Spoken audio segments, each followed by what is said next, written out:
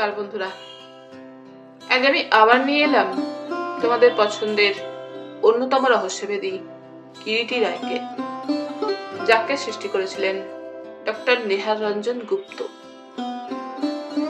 যিনি জন্মগ্রহণ করেছিলেন 1911 সালের 6ই জুন এবং তার মহাপ্রয়াণ ঘটে 1986 সালের 20শে ফেব্রুয়ারি। আজ আমার সংগৃহীত বইটির প্রকাশনার দায়িত্বে ছিলেন অমর সাহিত্য প্রকাশন। এদের সকলের প্রতি আন্তরিকভাবে কৃতজ্ঞতা নিবেদন করে শুরু করছি আজকের গল্প, সামনে সমুদ্র নীল। আজ থাকলেও দ্বিতীয় পর্ব।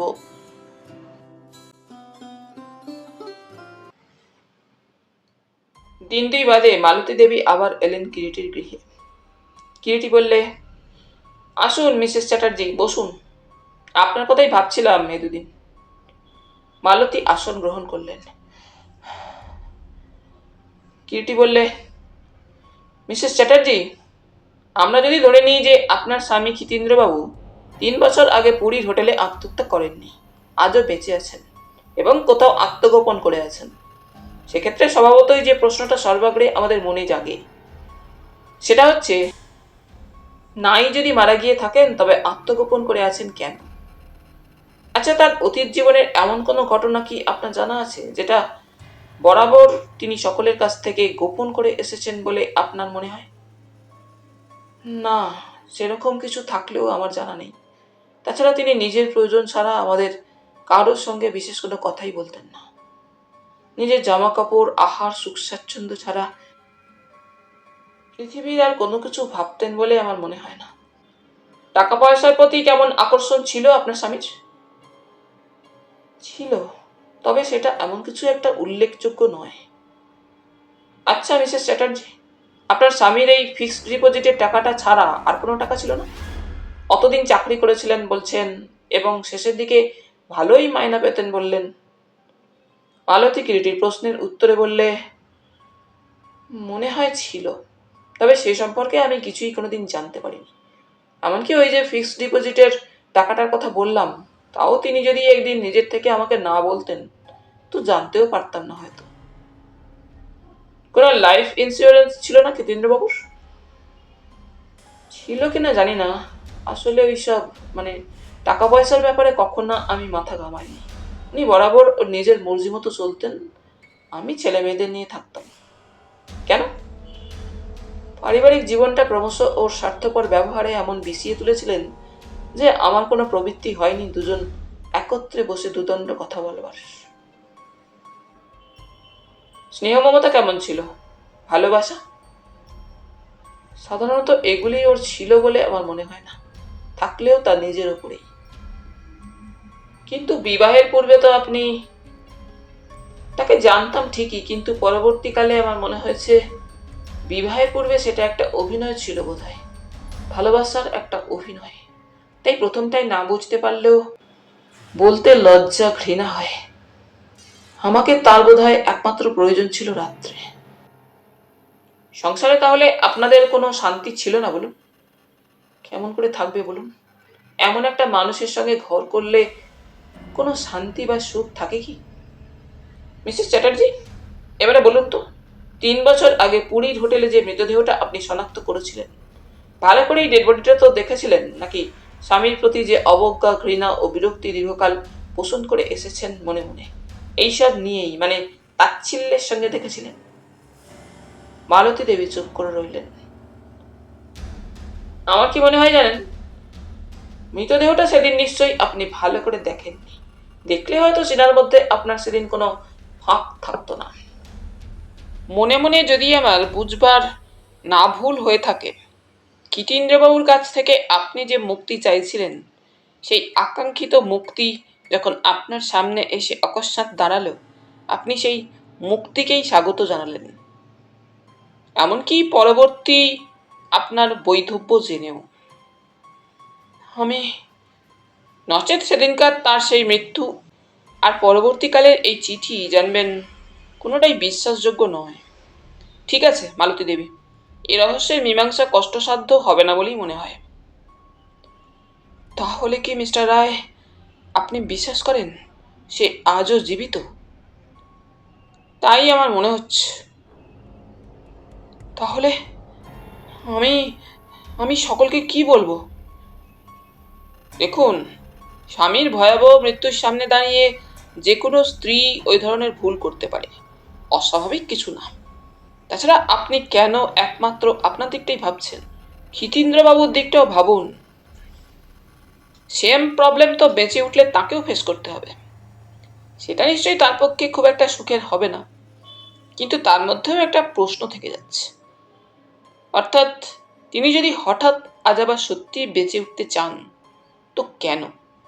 আবার বেঁচে উঠবার নতুন করে তার কি কারণ থাকতে পারে, কি উদ্দেশ্য থাকতে পারে? কেবলমাত্র ওই ফিক্সড ডিপোজিটের টাকাটার জন্যে তিনি আজ আবার বেঁচে উঠতে চাইছেন? আমার মন মেনে নিতে পারছে না।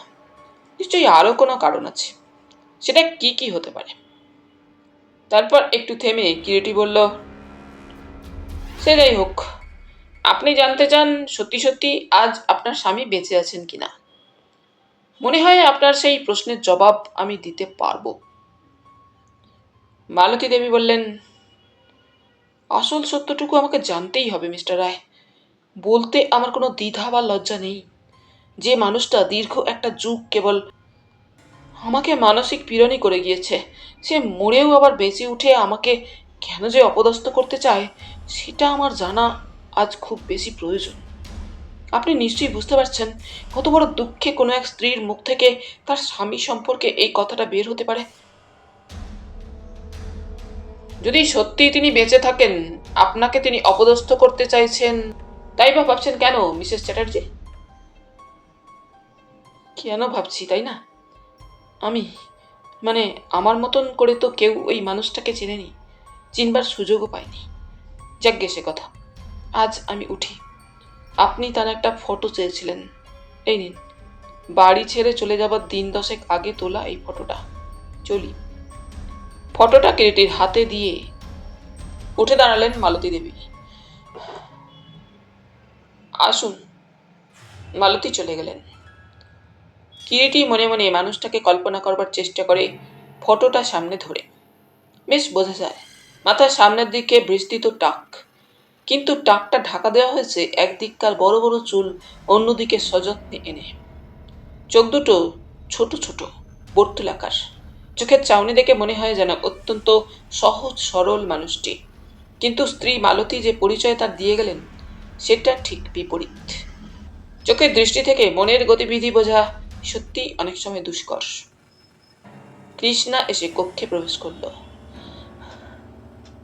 কার ফটো নিয়ে তন্ময় হয়ে আছো? কিরিটি মৃদু হেসে ফটোটা স্ত্রীর দিকে এগিয়ে ধরল। দেখা তো কৃষ্ণা, মানুষটিকে কেমন বলে মনে হয় তোমার এই ফটো দেখে? কৃষ্ণা স্বামীর হাত থেকে ফটোটা নিয়ে দেখতে দেখতে বললে, সযত্নে চুল দিয়ে টাক ঢাকার চেষ্টা করা হয়েছে। আত্মসচেতন। মনে হয় চোখ দুটো মিথ্যা বলছে। আদৌ সহজ সরল মানুষটি, বরং একটু লোভী। তো একে? হিতীন্দ্র চট্টোপাধ্যায়।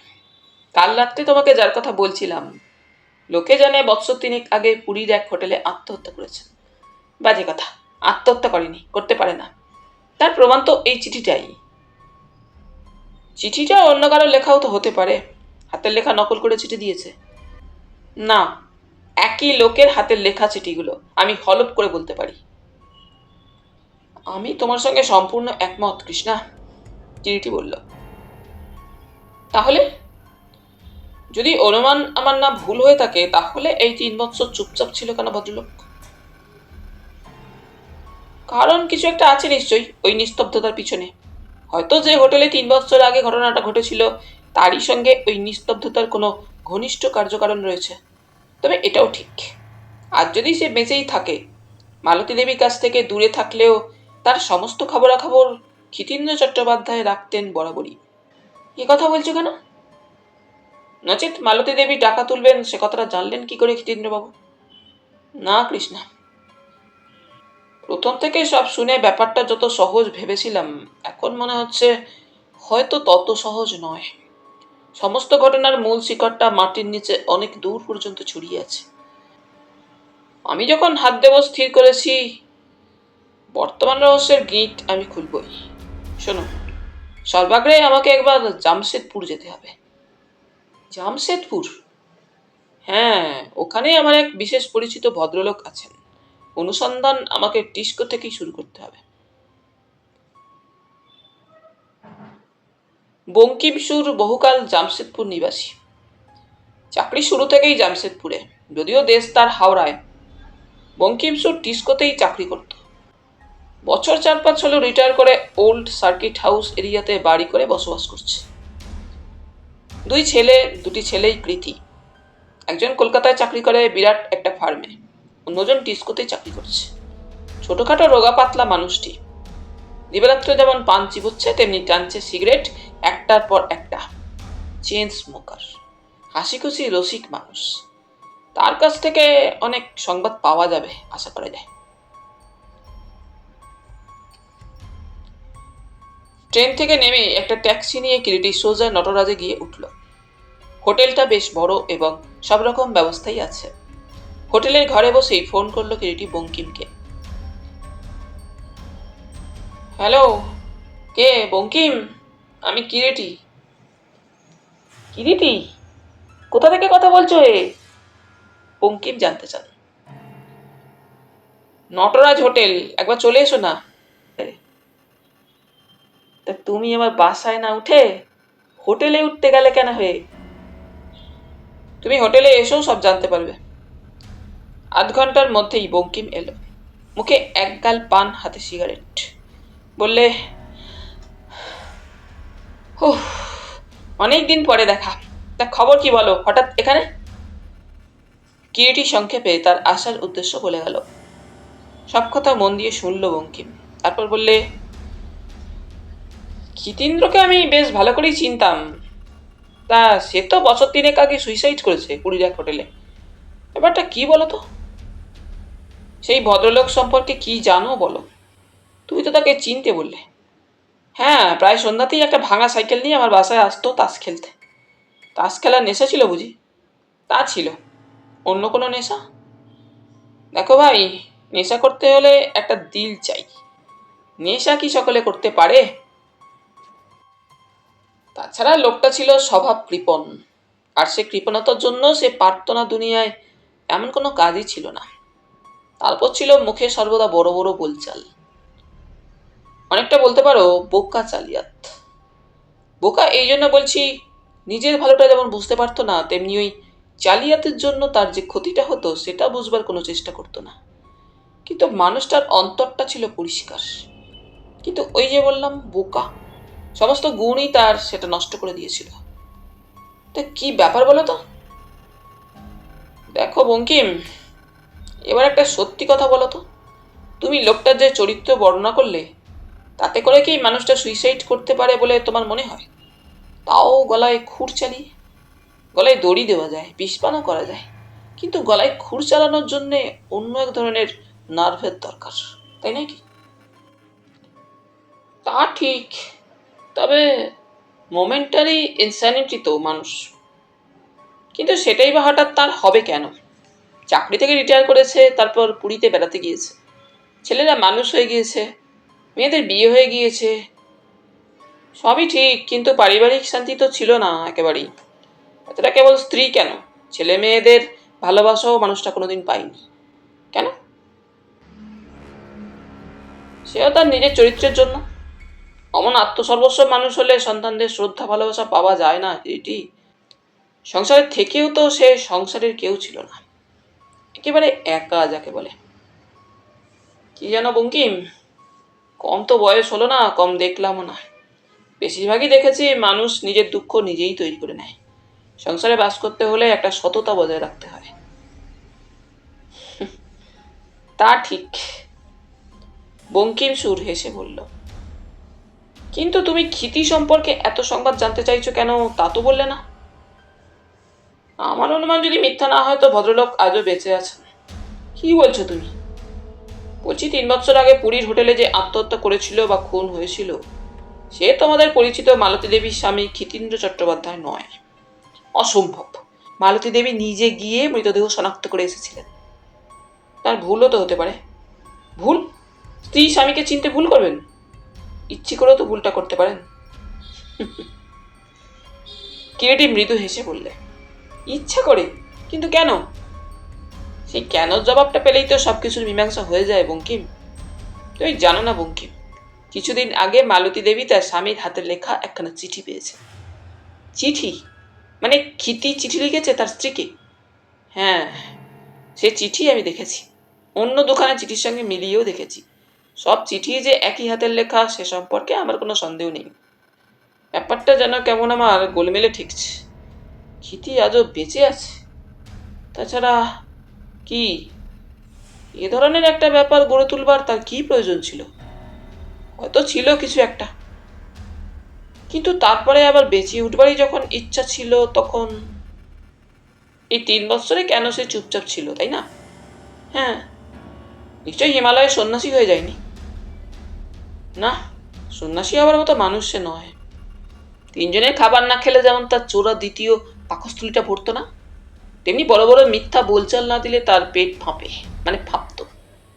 আচ্ছা, মালতী কি বলছেন? মনে হলো ব্যাপারটা তার পক্ষে মেনে নেওয়া একটু কষ্টকর হচ্ছে। কেন? এ তো আনন্দের কথা। সত্যিই যদি ক্ষিতি আজও বেঁচে থাকে? না বঙ্কিম, আমার তো মনে হয় সেটা আনন্দ সংবাদ বহন করে আনবে না। তুমি কি ভাবতে পারো বঙ্কিম, ব্যাপারটা ক্ষিতীন্দ্রর পক্ষে কত বড় একটা নিষ্ঠুর পরিহাস? সত্যি মানুষটার জন্য আমারও দুঃখ হচ্ছে। সত্যিই বেচারা হতভাগ্য। যেটা হতে পারত সত্যিকারের একটা আনন্দ সংবাদ, সেটাই যদি। তবু আমি মালতী দেবীকে কথা দিয়েছি বঙ্কিম, ওই রহস্যের একটা মীমাংসা করে দেওয়ার চেষ্টা করব, কারণ ব্যাপারটা জানতে তিনি অত্যন্ত উদ্গ্রীব। যাক সে কথা, আমার আরো কিছু জানবার আছে ক্ষিতীন্দ্র সম্পর্কে। কি জানতে চাও বলো? প্রত্যেক মানুষেরই চরিত্রে কিছু দোষ ও গুণ থাকে। মানুষটার চরিত্রে কালো দিকটাই তোমাদের কাছে শুনেছি, মানে তার স্ত্রীও তোমার মুখ থেকে। তার চরিত্রে কোনো ভালো দিক কি ছিল না? তোমার এই প্রশ্নের জবাবে একটা কথাই বলতে পারি কিরিটি, ওকে কেউ ভালোবাসতে পারে না। এমনকি আমি যতদূর জানি ওর নিজের বাপ মাও বোধ করি ওকে কোনোদিন ভালোবাসতে পারেননি। কিরিটি কিছুক্ষণ চুপ করে রইল, তারপর বললে, আচ্ছা, উনি তো শুনেছি, মানে ক্ষিতিবাবু মালতী দেবীকে ভালোবেসেই বিবাহ করেছিলেন, এবং মালতী দেবীও ভালোবেসেছিলেন একদা ওই মানুষটিকে। গোড়ার কথাটা অবশ্যই তাই, কিন্তু আমার মনে হয় ক্ষিতিকে ঘিরে মালতী দেবীর স্বপ্ন ভেঙে যেতে দেরি হয়নি। আমার কি মনে হয় জানো, ঘটনাকে তার নিজস্ব গতিতেই এগিয়ে যেতে দাও কিরিটি, তুমি দূরে সরে যাও। কিন্তু আমি যে ভাই কথা দিয়েছি মালতী দেবীকে, কিরিটি বললে। তাছাড়া আজ যেখানে এসে দাঁড়িয়েছি সেখান থেকে বোধহয় আমিও ফিরতে পারবো না। দুজনেই কিছুক্ষণ চুপচাপ।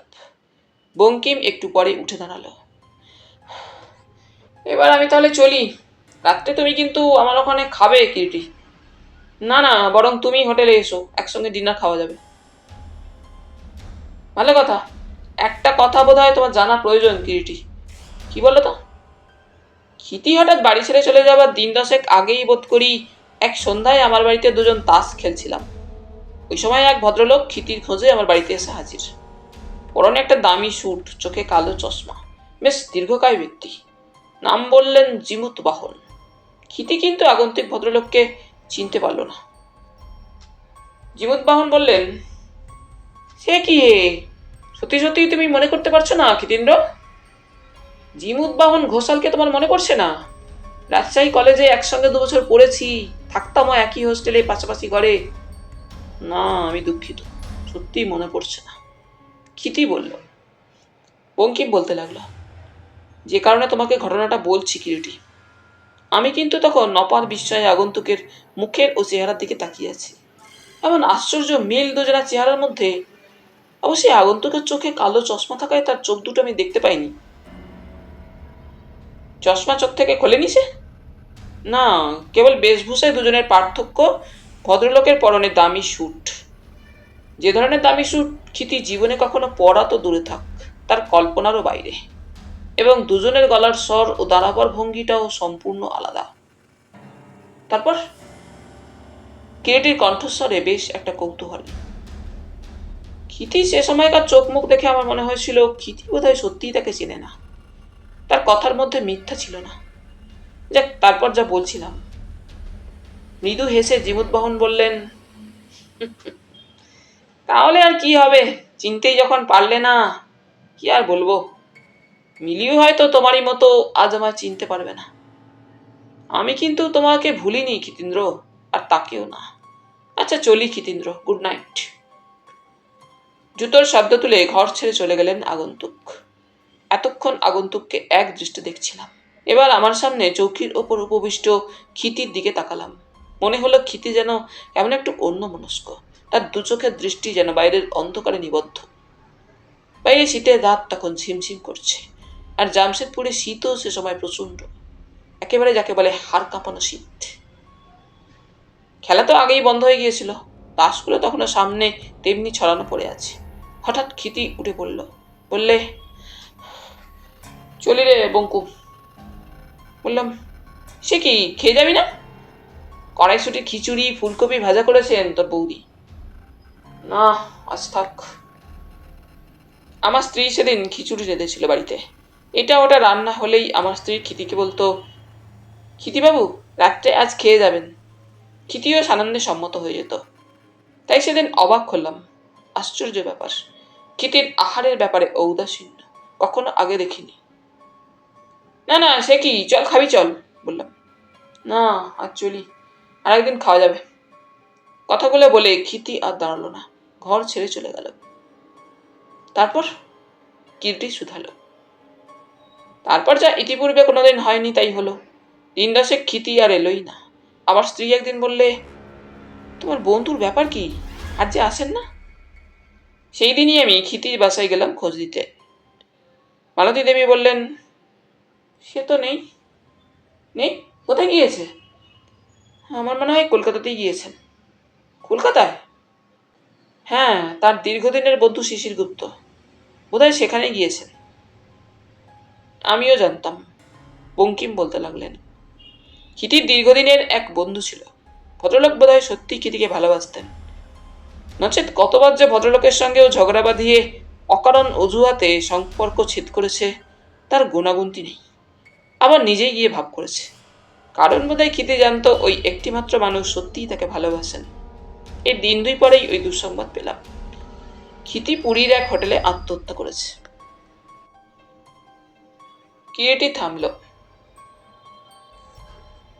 দেবেশ অধিকারী এতক্ষণ একটা কথাও বলেননি। এবার ধীরে ধীরে বললেন, এই যে রীতিমতো এক রহস্য নয় মশাই, আপনি তাহলে ওই রহস্যের একটা কিনারা করতেই এসেছেন পুরীতে? হ্যাঁ, কিন্তু 3 বছর আগে যে ব্যাপার ঘটে গিয়েছে, 17 নম্বর সেই ঘরের দেওয়ালে কান পাতলে আজও হয়তো অনেক কিছুই শোনা যাবে দেবেশবাবু। সে রাত্রে সেই ঘটনার সাক্ষী তো ওই ঘরের দেওয়ালগুলোই, আর সামনে ওই সমুদ্র নীল। এইসব আজগুবি আপনি বিশ্বাস করেন রায় মশাই? করি বই কি। ওই সময় গোপী এসে বলল, 17 নম্বর ঘর পরিষ্কার করে বেরিং পেতে দেওয়া হয়েছে। কিরিটির সঙ্গে একটা সুটকেস ছাড়া বেশি কিছু মালপত্র ছিল না। সেটা গোপী হাতে তুলে নিল। কিরিটি তাকে অনুসরণ করল। 17 নম্বর ঘর। ঘরে পা দিতেই কিরিটির কেমন যেন একটা বিচিত্র অনুভূতি জাগে মনের মধ্যে। এক মুহূর্ত দাঁড়িয়ে ঘরটার চারিদিকে দৃষ্টিটা ঘুরিয়ে ঘুরিয়ে দেখতে লাগলো কিরিটি। 3 বছর আগে এই ঘরেই এক রাত্রে একজন নিহত হয়েছিল বা আত্মহত্যা করেছিল। মোট কথা একজনের দেহান্ত হয়েছিল। তারপর এই 3 বছরের মধ্যে দু একজন এই ঘরে রাত্রিবাস করবার চেষ্টা করেছিল, কিন্তু পারেনি, এবং ওই ঘটনার পরে এ ঘরে আর কোনো যাত্রীকে রাখা হয়নি। ভূতের ভয়? ভূত ইতিপূর্বে কিরিটি দেখেনি বটে, তবে তার উপস্থিতি অনুভব করেছে, এবং কিরিটির একটা বদ্ধমূল ধারণা, ভূতেরা কারো কোনো অনিষ্ট করে না। ঘরটা আকারে বেশ বড়ই। সমুদ্রের দিকে পরপর দুটো জানালা, জানালায় মোটা মোটা শিক বসানো, বেশ একটু ফাঁক ফাঁক করেই। খোলা জানালা পথে সমুদ্র সারাটা দৃষ্টি জুড়ে যেন এক আদিগন্ত বিস্ময়কর ছবির মতো ভেসে ওঠে। নীল আকাশ চক্র বলে নীল সমুদ্রের পর ঝুঁকে নিজেকে নিজে দেখাচ্ছে আর দেখছে। দেখার বুঝি শেষ নেই। অজস্র সূর্যালোক, বহু মোচার খোলার মতো দোদুল দুলছে ইতি উতি কয়েকটা জেলে ডিঙি। 18 নম্বর ঘরে শরীরশেখর জানলার কাছ থেকে সরে এলো। অনুরাধা দৃষ্টির বাইরে চলে গিয়েছে। শরীরশেখর একটা সিগারেট ধরালো। খুব বেশি ধূমপান করে না শরীরশেখর, মধ্যে মধ্যে এক আধটা সিগারেট ধরায়, তাও শেষ পর্যন্ত অর্ধেকের বেশি থাকতেই ফেলে দেয়। ভাবছিল শরীরশেখর, অনুরাধা তাহলে বিবাহিতা, ওই সলিল দত্ত মজুমদারকে বিবাহ করেছে। অনুরাধা পরস্ত্রী, একজনের গৃহিণী। সুখী হয়েছে কি অনুরাধা সলিলকে বিবাহ করে? প্রশ্নটা কেন জানি শরীরের মনের মধ্যে ঘোরাফেরা করতে লাগলো। হাতে ধরা সিগারেটটা পুড়ে যাচ্ছে একটু একটু করে। অনুরাধা হেঁটে চলছিল। পায়ের তলায় বালি ক্রমশ গরম হয়ে উঠছে। তপ্ত বালুকা থেকে যেন একটা তাপ বিচ্ছুরিত হচ্ছে। সমুদ্রের এলোমেলো হাওয়ায় গায়ের কাপড় ঠিক থাকে না। আজ 29 জুলাই। যেদিন প্রথম শরীরের সঙ্গে ওর আলাপ, সেদিনও ছিল 29 জুলাই। প্রচন্ড বর্ষণ শুরু হয়েছিল সেদিন কলকাতা শহরে। চলতে চলতে অন্যমনস্কভাবে অনুরাধা একবার আকাশের দিকে তাকালো। কয়েকটা পাতলা মেঘ ভাসছে আকাশে। ওই ধরনের মেঘে বৃষ্টি হয় না। বৃষ্টি নামলে কিন্তু বেশ হতো। নামবে কি বৃষ্টি? কে জানে। হাঁটতে হাঁটতে অনেকটা দূর চলে এসেছিল অনুরাধা, কিন্তু তবু একবারও হোটেলে ফেরার কথাটা তার মনে হয় না। কি হবে হোটেলে ফিরে? এতক্ষণে হয়তো মানুষটা ফিরে এসেছে। ঘরে ঢুকলেই তো তাকে সেই মানুষটার মুখোমুখি হতে হবে। অসহ্য অসহ্য হয়ে উঠেছে যেন। অথচ নিষ্কৃতি নেই তার, মুক্তি নেই ওই মানুষটার বন্ধন থেকে। আজ বুঝতে পারছে যেন অনুরাধা, ওই লোকটাকে কোনোদিন সে কামনা করেনি, কোনোদিন সহ্য করতে পারেনি, অথচ ওর হাত থেকে মুক্তিরও কোনো পথ জানা নেই তার। হোটেলের ম্যানেজার দেবেশ অধিকারী বড় একটা বাঁধানো খাতা ঝুঁকে পড়ে গত মাসের হোটেলের প্রত্যেক দিনের খরচ খরচাটা খুঁটিয়ে খুঁটিয়ে দেখছিলেন। রীতিমতো লাভবান ব্যবসাটা। প্রতি বছর লাভের অঙ্কটা বৃদ্ধি পেয়ে চলেছে। আজকাল প্রায়ই একটা চিন্তা দেবেশের মাথার মধ্যে ঘোরাফেরা করে, আর একটা হোটেল খুললে কেমন হয়। ছোট ভাই বারাণসীতে এমকম পাস করে ব্যাংকে একটা চাকরি পেয়েছে বটে, কিন্তু কি বা এমন রোজগার করে ও চাকরি ছেড়ে দিয়ে হোটেলে বসলে অনেক উপার্জন করতে পারবে। দেবেশ ভাইকে কথাটা অনেকবার বলেছেন, কিন্তু সে কান পাতেনি।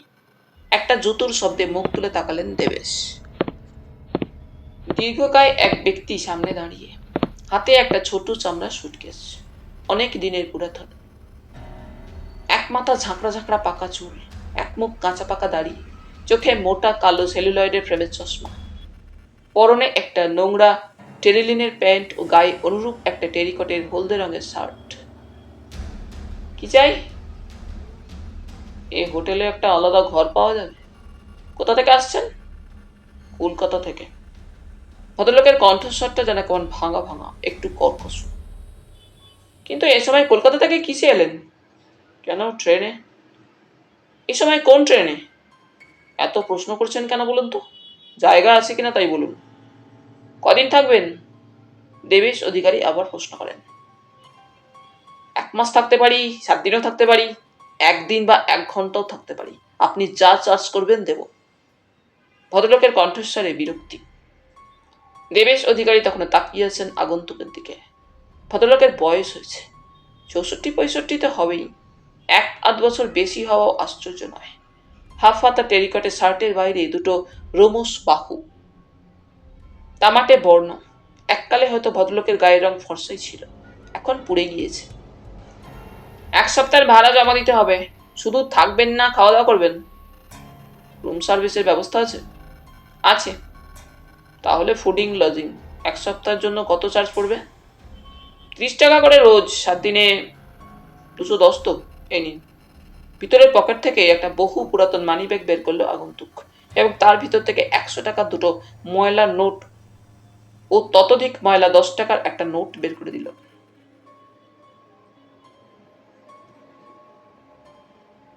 মালপত্র আর নেই? খাতায় টাকাটা জমা করে দেবেশ অধিকারী বললেন। না। গোপী, এই গোপী! দেবেশ অধিকারী চিৎকার করে উঠলেন। গোপী রান্নাঘরে বসে আলু কাটছিল, এসে সামনে দাঁড়ালো। কখন তো? এই ভদ্রলোককে 15 নম্বর ঘরটা খুলে দে। গোপী আগন্তুকের দিকে তাকালো, তারপর বলল, আসুছি। গোপী চলে গেল। নামধামটা এই খাতায় লিখে দিন স্যার। লিখতে আমি পারি না, ভদ্রলোক বললেন। পারেন না, না লেখাপড়া জানেন না? জানি, কিন্তু লিখতে পারি না। কেন? নিউরোস্থানিয়ায় ভুগছি। গত 3 বৎসর থেকে কলম ধরতে পারি না। লিখে নিন না। Chandrakant Ghai, Puri from Calcutta to back Calcutta. আগন্তুকের দিকে একবার তাকিয়ে খাতায় লিখে নিলেন দেবেশ অধিকারী। গোপী এসে বললে, চলো বাবু। দেবেশ অধিকারী খাতায় সময় লিখলেন, বেলা 12:40। চন্দ্রকান্ত গোপীকে অনুসরণ করল। মাঝখানের বাঁধানো চত্বরটা পার হয়ে বাঁদিক দিয়ে দোতলায় উঠবার সিঁড়ি। আগে আগে গোপী, তার পশ্চাতে চন্দ্রকান্ত সিঁড়িতে অদৃশ্য হয়ে গেল। দেবেশ অধিকারী কিন্তু তখনও ভাবছেন, কোন ট্রেনে ভদ্রলোক এলেন। জগন্নাথ এক্সপ্রেস খুব ভোরে এসে পৌঁছায়, পুরী এক্সপ্রেস সকাল 8টা, 8:15 পৌঁছায়। ওটা তো লেট থাকলে 9টা। এখন 1:45 বেজে গিয়েছে। ভদ্রলোক কি এই হোটেলে আসার আগে অন্যান্য হোটেলে ঢু মেরে দেখছিলেন ঘর পাওয়া যায় কিনা? সলিল দত্ত মজুমদার 16 নম্বর ঘরের মধ্যে অস্থিরভাবে পায়চারি করছিলেন আর বিরক্তির সঙ্গে চিন্তা করছিলেন, ওই শরীরশেখর লোকটা হঠাৎ এখানে কেন এসে উঠল? অনুরাধার পূর্ব প্রণয়ী। ব্যাপারটা কি একান্ত আকস্মিক, না পূর্বের পরিকল্পনা মতো লোকটা এখানে এসেছে, তাও রয়েছে 18 নম্বর ঘরে? অনুরাধা তো জানতই তারা পুরীতে আসছে। হয়তো অনুরাধাই জানিয়ে দিয়েছিল তাকে। এখন তো বোঝাই যাচ্ছে এই 2 বৎসরেও অনুরাধা শরীরশেখরকে ভোলেনি, আর শরীরশেখর অনুরাধাকে ভোলেনি। একটা তিক্ত হিংসা যেন সলিল দত্ত মজুমদারের বুকের মধ্যে আছড়ে আছড়ে তাকে ক্ষতবিক্ষত করছে। এখনো শরীরশেখরের ঘরেই অনুরাধা। অনুরাধা যদি নাই জানতো শরীরশেখর আসবে, তবে তার ঘরে গেল কেন? যাবে নাকি 18 নম্বর ঘরে অনুরাধার চুলের মুঠি ধরে হিহির করে টানতে টানতে নিয়ে আসবে? একসময় থমকে দাঁড়ালো অনুরাধা। সমুদ্রের নির্জন তীর ধরে হাঁটতে হাঁটতে ইতিমধ্যে কখন যেন সেই হোটেল থেকে অনেকটা দূরে চলে এসেছে। এখন বায়ে অশান্ত কল্লোলিত সমুদ্র একটানা গর্জন করে চলেছে। অন্যদিকে ধু ধু বালিয়াড়ি, কোনো লোকালয়ের চিহ্ন মাত্র নেই। ভিজে বালির উপর দিয়ে হাঁটছিল অনুরাধা। এবারে সেখানেই বসে পড়ল। পা দুটো ক্লান্ত। মধ্যে মধ্যে ঢেউগুলো এসে পায়ের পাতা ভিজিয়ে দিয়ে যাচ্ছে। মাথায় আঁচলটা ঘোমটার মতো তুলে দিয়ে চপ্পল জোড়া পা থেকে খুলে হাতে তুলে নিয়েছিল অনুরাধা। রৌদ্রের তাপটা যেন এখন কেমন ঝিমিয়ে এসেছে। আকাশের দিকে তাকালো অনুরাধা। সেই হালকা ইতস্তত ছড়ানো টুকরো টুকরো মেঘগুলো কখন যেন পরস্পরের সঙ্গে মিলেমিশে অনেকখানি আকাশের গায়ে জুড়ে বসেছে। কি ভেবে ফিরল অনুরাধা, আর এগোনো হয়তো ঠিক হবে না। এই 2 বৎসরে অনুরাধাদের সংসারের অনেক পরিবর্তন হয়ে গিয়েছে। আকস্মিকভাবেই বৎসরখানেক আগে মধুসন্ধ্যার বিয়েটা হয়ে গেল। রিটায়ার্ড জজ যোগেশবাবু হাঁটতে হাঁটতে লেক থেকে ফিরবার পথে অনেকদিন মধুছন্দাকে দেখেছেন, কারণ তার বাড়িও ছিল ওই রজনী সেন স্ট্রিটেই। একমাত্র ছেলে তার ইলেকট্রিক্যাল ইঞ্জিনিয়ার, ভিলাইতে চাকরি করছিল। স্ত্রীর অনেকদিন আগেই মৃত্যু হয়েছিল। ছেলে যেবার আইআইটিতে ভর্তি হয়। সংসারে বাপ বেটা ছাড়া কোনো তৃতীয় ব্যক্তি ছিল না। ছেলের বিবাহ দেবেন বলে যোগেশবাবু পাত্রী দেখছিলেন। মধুচন্দাকে দেখে তার ভালো লাগে। তিনি নিজে এসে তার মা সরোজিনীর সঙ্গে দেখা করে বিবাহের প্রস্তাব তোলেন। মাও হাতে স্বর্গ পান। তাছাড়া কিছুদিন থেকে পেটের একটা যন্ত্রণায় মা খুবই কষ্ট পাচ্ছিলেন। প্রায়ই শয্যাশায়ী হয়ে থাকতে হতো তাকে। এবং আরও একটা কথা, অনুরাধার কথা ভেবে ভেবে তার মনের সমস্ত শান্তি চলে গিয়েছিল। মেয়ে অনু চাকরি নেবার কয়েক মাস পর থেকেই যেন তার মধ্যে একটা পরিবর্তন লক্ষ্য করতে শুরু করেছিলেন ওদের মা সরোজিনী দেবী। অনুরাধা প্রায়ই তার অফিসের বড় সাহেবের সঙ্গে আজ দিল্লি, পরশু বোম্বাই, তরশু মাদ্রাজ যেতে শুরু করলো। কখনো 7 দিন, কখনো 10 দিন পরে ফিরত। অবিবাহিতা বয়সের মেয়ে, আদৌ ভালো লাগছিল না ব্যাপারটা সরোজিনীর। একদিন আর থাকতে না পেরেই প্রশ্ন করলেন, অনু, শরীর কি আর দেখি না কেন রে? সেই যে যার সঙ্গে তোর পরিচয় ছিল। এখানে প্রায়ই আসতো। তো আসে না কেন আমি জানবো কি করে? শরীর তো তোকে বিয়ে করবে বলেছিল। সে বিয়ে হবে না। বিয়ে হবে না কেন? সে বলেছে বিয়ে করবে না? না, আমার বস দত্ত মজুমদার চান না আমি তার সঙ্গে কোনো সম্পর্ক রাখি।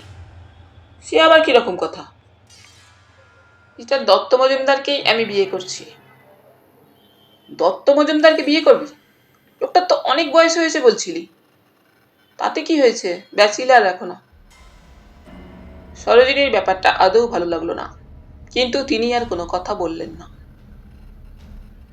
শরীরশেখর যে গত 2 বৎসর অনুরাধাকে কখনো পথে যেতে আসতে দেখেনি, তার কারণ সে দত্ত মজুমদারের গাড়িতেই সর্বদা যাতায়াত করত।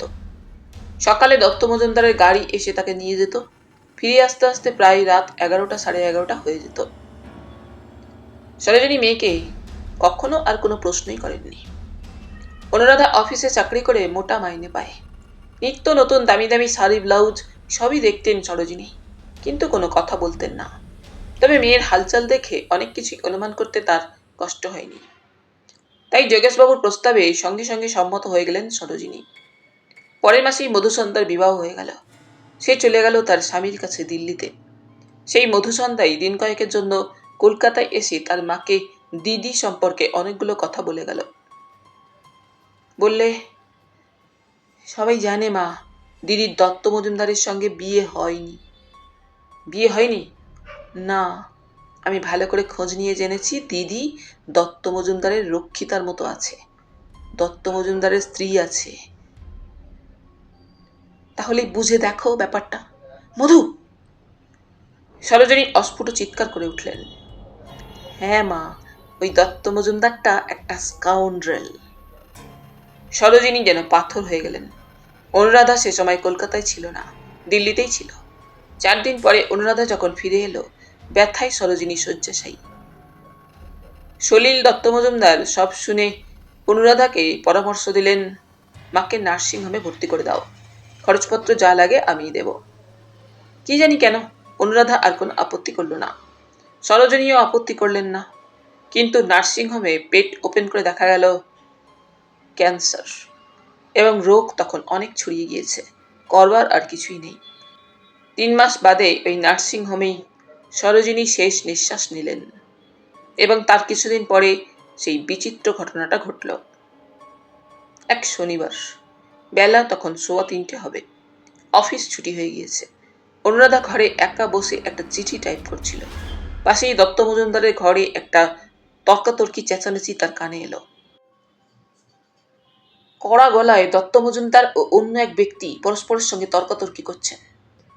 আমি জানতে চাই সলিল, মুকুল কোথায়? পুরুষ কণ্ঠে প্রশ্ন। আমি তোমার কোনো প্রশ্নের জবাব দেব না জীবদ্বাহন। দিতে তোমাকে হবে। মুকুল আমার বোন।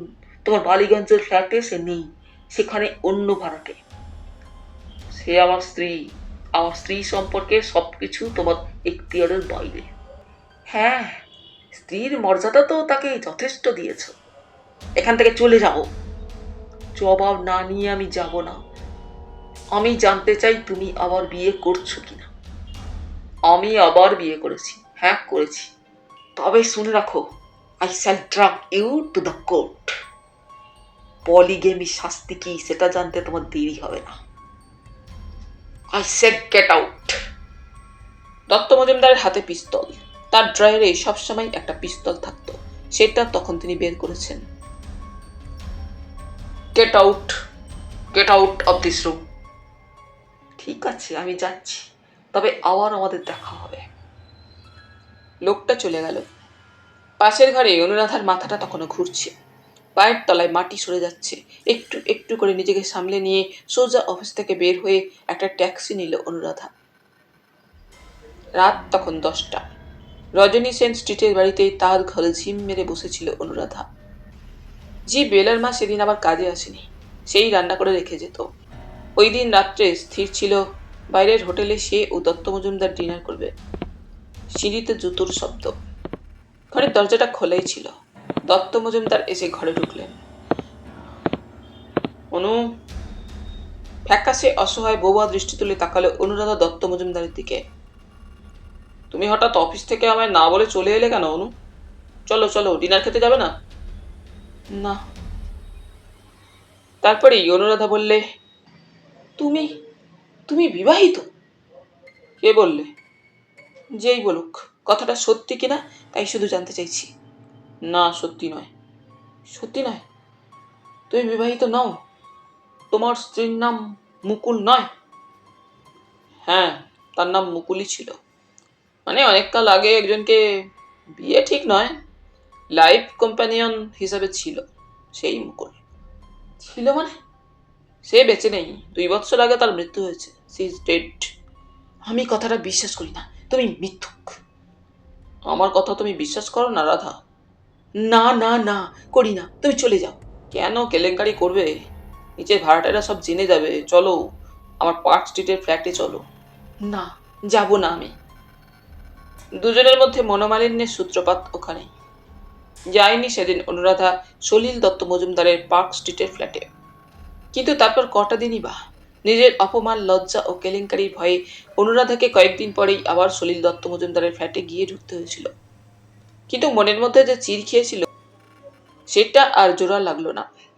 ক্রমশ সেটা গভীর থেকে গভীরতর হয়ে চলছিল। একটা অজগর যেমন তার শিকারকে গ্রাস করে, দত্ত মজুমদার যেন তেমনি করেই তাকে গ্রাস করেছিল। বের হয়ে আর আসতে পারেনি অনুরাধা সেই গ্রাস থেকে। কিন্তু আজ আজ আবার অনেকদিন পরে শরীরকে দেখে অনুরাধার মনের মধ্যে যেন একটা উলট পালট হয়ে গিয়েছে। সে যেন এক দুর্বিহ বন্দি জীবন থেকে বেরোবার একটা ইঙ্গিত পেয়েছে। মনের কোথায় যেন একটা মুক্তির বাঁশি শুনতে পেয়েছে। তার এই 2 বছরের বন্দি জীবনে কতবার ভেবেছে শরীর শিকারের কাছে সে ছুটে যায়, কিন্তু কেন যেন সাহস হয়নি। এই দত্ত মজুমদার মানুষটা হয়তো তাহলে শরীর শেখরকে নিষ্কৃতি দেবে না। ভয়ঙ্কর চরিত্রের ওই মানুষটা, ওকে বিশ্বাস নেই। অনুরাধা মনে মনে স্থির করে, আজ সে বলবে, শরীরকে সব কথা বলবে। বলবে, বাঁচাও আমাকে শরীর, আমাকে বাঁচাও।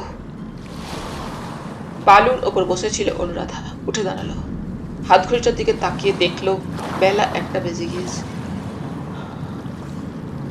সূর্য দেখা যাচ্ছে না, আকাশে মেঘ জমেছে। একটা কালো শান্ত ছায়া যেন আকাশ ও সমুদ্রে ছড়িয়ে পড়েছে। অনুরাধা আবার হোটেলের দিকে হাঁটতে শুরু করলো।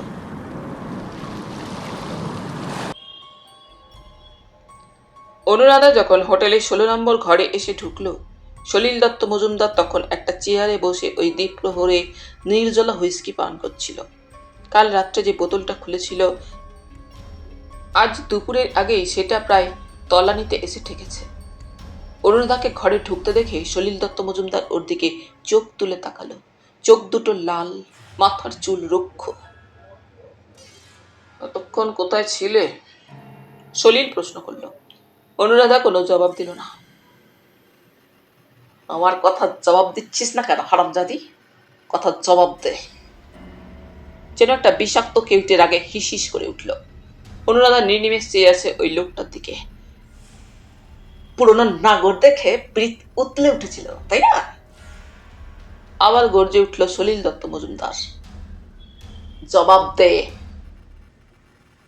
মনে রাখবেন, এটা হোটেল, পাশের ঘরে লোক আছে। Shut up! চেঁচিয়ে উঠল সলিল দত্ত মজুমদার। অনুরাধা ঘর থেকে বের হয়ে যাবার জন্য দরজার দিকে এগিয়ে গেল। সলিল দত্ত মজুমদার চেঁচিয়ে উঠল, তারা এক পা এগোবি না, কুকুরের মতো গুলি করে মারবো। হারামজাদি! কি কুৎসিত দেখাচ্ছিল দত্ত মজুমদারের মুখটা, যেন একটা কালো নেকড়ে বাঘ। রক্তাক্ত চোখের চাহনি থেকে যেন কুটিল হিংস্রতা বিচ্ছুরিত হচ্ছিল। স্তম্ভিত বিস্ময়ে অনুরাধা লোকটার মুখের দিকে নির্বাক তাকিয়েছিল। ঘৃণায়, লজ্জায় যেন অনুরাধা ওই মুহূর্তে পাথর হয়ে গিয়েছে। এইটাই বোধ করি ওই মানুষটার সত্যিকারের পরিচয়। পাশে 17 নম্বর ঘরে ছিল কিরিটি। পাশে 16 নম্বর ঘরের দেওয়াল ভেদ করে যেন সলিল দত্ত মজুমদারের প্রত্যেকটি কথা স্পষ্ট তার কানে যাচ্ছিল। আর একজনে শুনতে পাচ্ছিল, চন্দ্রকান্ত ঘাই। তারও কানে যায় কথাগুলো। সে দেওয়ালে কান পেতে দাঁড়ায়। ওই গলাটা তার চেনা। তাহলে এই হোটেলের ঠিক পাশের ঘরেই ওই লোকটা এসে উঠেছে। চন্দ্রকান্ত ঘাই মনে মনে হাসে। সংবাদটা তাহলে মিথ্যা নয়। চন্দ্রকান্ত ঘরে ঢুকে চেয়ারে বসলো। তারপর পকেট থেকে একটা বিড়ি নিয়ে দেশলাই দিয়ে বিড়িটা ধরালো। তারপর যেন পরম নিশ্চিন্তে বিড়িটায় সুখ টান দিতে লাগলো। কিছুক্ষণ দাঁড়িয়ে থেকে অনুরাধা বলল, আমি আজকের ট্রেনেই কলকাতা ফিরে যাব। কি বললি? ফিরে যাবি? ভদ্রভাবে কথা বলুন, অনুরাধা বলল, নতুবা এখনই আমি নিচে গিয়ে লোক জড়ো করব, থানায় যাব। জোকের মুখে নুন পড়লে যেমন হঠাৎ গুটিয়ে যায়, থানার নাম শুনে সেও যেন চুপসে গেল সঙ্গে সঙ্গে। বারদুই কেবল হেঁচকি তুলল।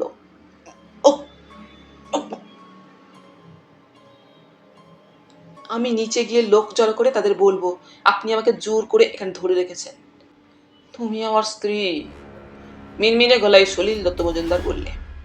না, কোনোদিনই আপনার স্ত্রী ছিলাম না, আজও নই। কিন্তু আমাদের বিয়ে হয়েছে। সে বিয়ে আইনত অসিদ্ধ, আদালতে গেলেই তার প্রমাণ হবে। অনুরাধা যেন ফুঁসছিল। আরো সে কিছু বলতো, কিন্তু বন্ধ দরজার গায়ে করাঘাত পড়ল।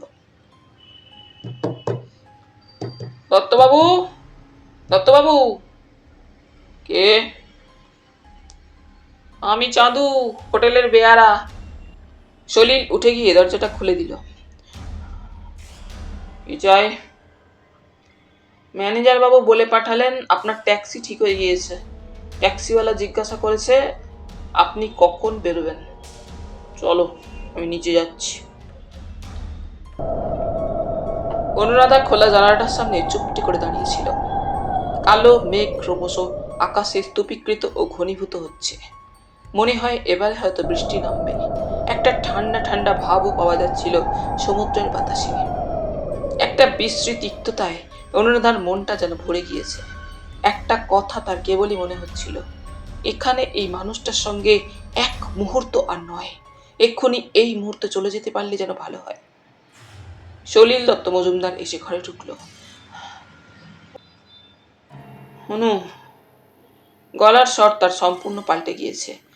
এই যেন সে মানুষ নয়, সম্পূর্ণ অন্য এক মানুষ। সলিল আরো একটু কাছে এগিয়ে এলো অনুরাধার। আই এম রিয়েলি সরি অনু, আমাকে ক্ষমা করো। অনুরাধা চেয়ে আছে নিঃশব্দে তখনও জানালা পথে বাইরের দিকে, একেবারে যেন বোবা অনুরাধা। ফিরেও তাকালো না সলিলের দিকে। হঠাৎ যেন কেমন রাগ চলে গেল অনু, কতকগুলো কটু কথা। অনুরাধা পূর্ববৎ নীরব, জানালা পথে নিঃশব্দে তাকিয়ে আছে। আমাকে ক্ষমা করো অনুরাধা, ক্ষমা চাইছি। তোমায় কথা দিচ্ছি আর এমনটি কখনো হবে না। তাকাও প্লিজ, আমার দিকে তাকাও। অনুরাধা তথাপি ফিরে তাকায় না।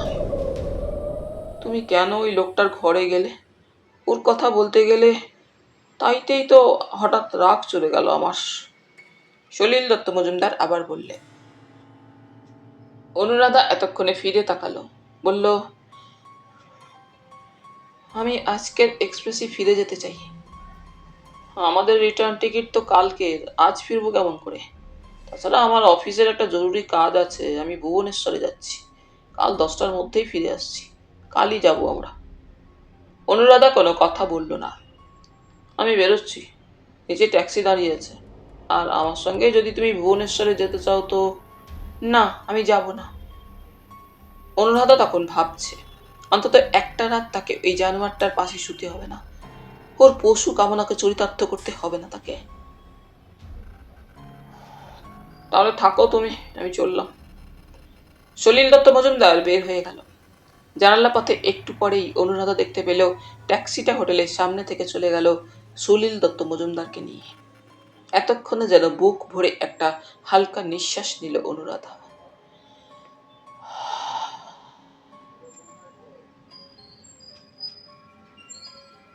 18 নম্বর ঘরে শরীরশেখর নিঃশব্দে জানালাটার সামনে দাঁড়িয়েছিল।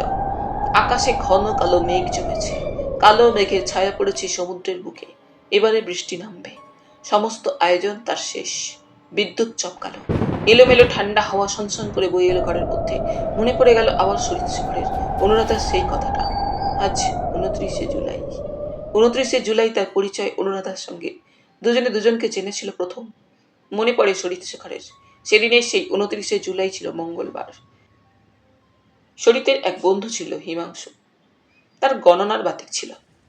ওকে একদিন হিমাংশু বলেছিল, মঙ্গলবারটা সবসময় এড়িয়ে যাবি শরীর। মঙ্গলে তোর জন্ম, সেদিন ছিল রাহু আর শনি মুখোমুখি। কোনো ভালো কাজ ওই মঙ্গলবারে করবি না। তোর পক্ষে সবচাইতে ভালো রবিবারটা। হেসেছিল শরীরশেখর। বলেছিল, বোগাস। আজ হঠাৎ মনে পড়েছে সেদিনে সেই 29শে জুলাই ছিল মঙ্গলবার।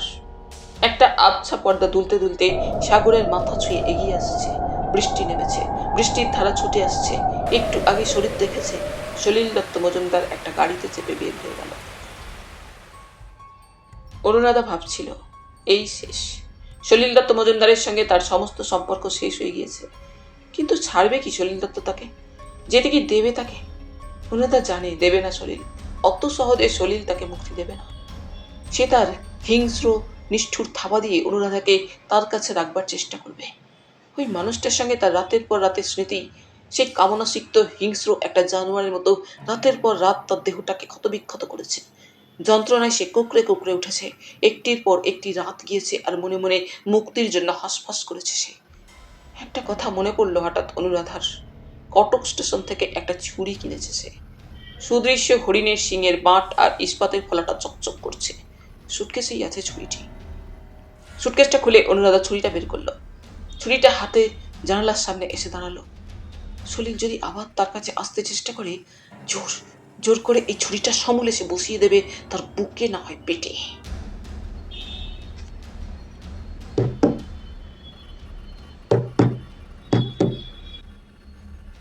টক টক টক। দরজা কপাটে মৃদু আঘাত, একবার দুবার তিনবার। কে? অনুরাধা প্রশ্ন করল। অনুরাধা, আমি শরিত। অনুরাধা দরজাটা খুলে দিল। হু হু করে এক ঝলক বৃষ্টি ভেজা ঠান্ডা হাওয়া ঘরের মধ্যে ছুটে এলো। ঘরের মধ্যে ঝাপসা ঝাপসা আলো। অনুরাধা, এই যে আমি, এসো। অনুরাধা শরিতের দিকে এগিয়ে গেল। এই ঝড় বৃষ্টির মধ্যে দত্ত মজুমদার কোথায় গেলেন? ভুবনেশ্বরে। সেখানে কি? বলে গেল তার অফিসের জরুরি কাজ আছে। মরুক গেছে। জানো শরিত, একটু আগে তোমার কথাই ভাবছিলাম। আমার কথা? হ্যাঁ। বিশ্বাস হচ্ছে না বুঝি আমার কথাটা? শরিত, তুমি কি সত্যি সত্যি আমাকে ভুলে গিয়েছো? মন থেকে তোমার একেবারে মুছে ফেলেছ? তাই তো স্বাভাবিক অনুরাধা, স্বাভাবিক, তাই না? আমি তো তোমাকে কই আজও ভুলতে পারিনি। ঘরের মধ্যে ঝাপসা ঝাপসা অন্ধকারটা আরো ঘন হয়েছে। বাইরের অন্ধকার যেন ঘরের মধ্যে এসে হুমড়ি খেয়ে পড়েছে। শুনবে আমার সব কথা? অনুরাধা বললে। শুনে কি লাভ? তবু বোধহয় সব কথা তোমার জানা দরকার শরিত। শরীরশেখর কোনো জবাব দিল না। অনুরাধা বলে গেল তার কথা, একটু একটু করে থেমে থেমে। শরীরশেখর একেবারে নির্বাক, বোবা। আমাকে আমাকে তুমি মুক্তি দিতে পারো না? কিন্তু তুমি ভুলে যাচ্ছ তুমি সলিল দত্ত মজুমদারের বিবাহিতা স্ত্রী। ও বিবাহ তো মিথ্যা, একটা প্রতারণা। তাই যদি মনে করো তো মুক্তি তো তোমার নিজের ইচ্ছাতে। না, তোমার হাতে শরিত, তোমার হাতে। আমাকে তুমি নিয়ে চলো শরিত, দূরে, অনেক দূরে কোথাও। হাজারটা হয় না অনু। আবার তোমার সেই ভয়? সেদিন যে ভয় তোমার আমাকে নিবৃত্ত করতে পারিনি, আজও সেই ভয়? কেন কেন সেদিন তুমি জোর করে আমাকে ধরে রাখলে না? কেন বলতে পারলে না তোমাকে আমি যেতে দেব না? তবে তো এই আকণ্ঠ গ্লানির মধ্যে আমাকে ডুবে যেতে হতো না। অনুরাধার গলার স্বরটা যেন কেমন হয়ে এলো। শরীরের মনে হলো অনুরাধা যেন কাঁদছে। হঠাৎ কিছু বুঝে উঠবার আগেই অনুরাধা ছুটে এসে শরীরশেখরের বুকের উপর ঝাঁপিয়ে পড়ল। দুহাতে প্রাণপণ শক্তিতে আঁকড়ে ধরল।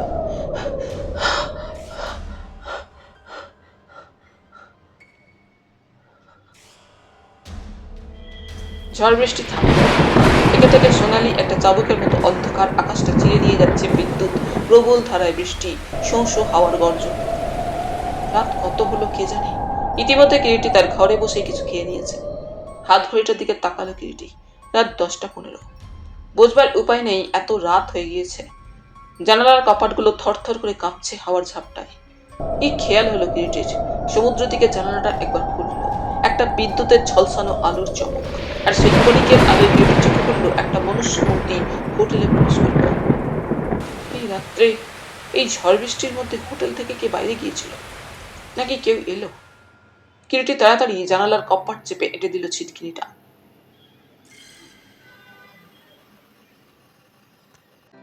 তাহলে বন্ধুরা, আজ এই পর্যন্তই। গল্প পাঠ তোমাদের ভালো লেগে থাকলে তোমাদের কাছে আবারও অনুরোধ থাকলো, লাইক, শেয়ার এবং সাবস্ক্রাইব করে তোমাদের মূল্যবান মতামত পাঠানোর জন্য।